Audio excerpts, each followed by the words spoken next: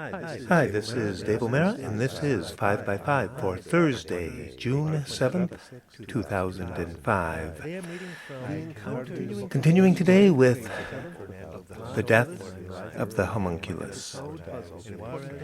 Sometime later, maybe a few months, maybe 6 months, maybe a year, maybe 2 years, I was sitting in the Oriental Theater in Milwaukee, on the East Side, waiting for a movie to start. A mass set in her honor, or has a mass set in her honor. I had on a day like completely this, dropped out of grad which school is, by this I time. think, the way she would have liked, or the way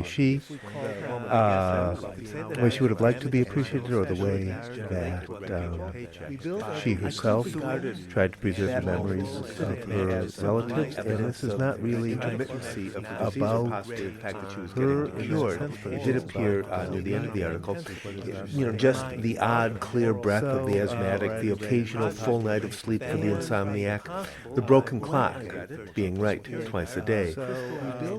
But as I thought about it over the next year, I kept thinking about Sylvia's moment of lucidity, of the strange appearance of insight and clarity in play, and I thought how this moment didn't seem random at all.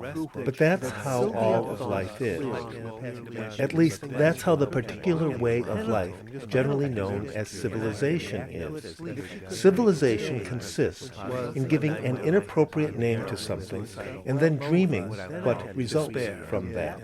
Now, this payoff matrix quickly overwhelmed all my social relationships, girlfriend, friends, family, people I knew in grad school, and so by August of that year, 1981 it was, I landed back in Milwaukee with a family to whom my insistence that I had gone out into a desert of some sort, obviously a very metaphorical desert, but that I had gone out there and Sylvia Frumpkin, the main problem came in almost in one line near the end of the 5-part series in the New Yorker that, or I think it was maybe 4 parts, that Susan Sheehan wrote, where in the middle of what seemed to be just a running at the mouth with a series of inappropriate and a priori that it's something we cannot even imagine the world not having, that it is one of the most basic presumptions of our life, that we cannot even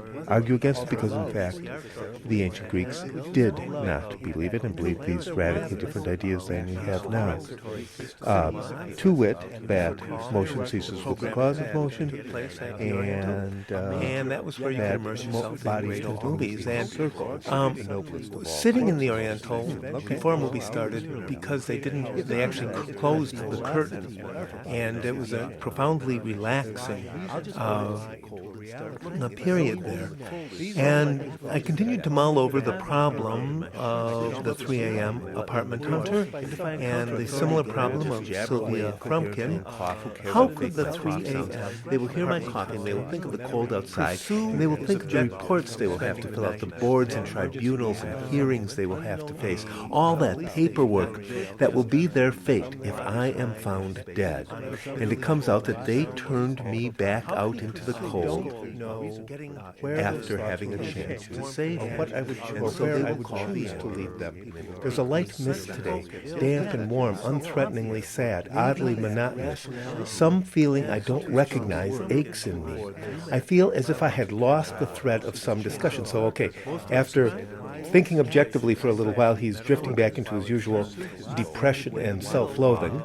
I feel as if I had lost the thread of some discussion. The words I write are utterly, it's a better metaphor. It provides, it describes the situation better than the stock metaphor of she is a victim of the disease of schizophrenia, or it's also better than the earlier version, the earlier metaphor that was applied to people with severe mental illnesses, which was Levi-Strauss by the devil. The phrase "good to think." This was a problem that I found good to think during this difficult period in my life, where I was enacting a probably timeless drama of the young artist trying to find himself or trying to find his way in the world without adapting to any pre-existing structures of what that might mean.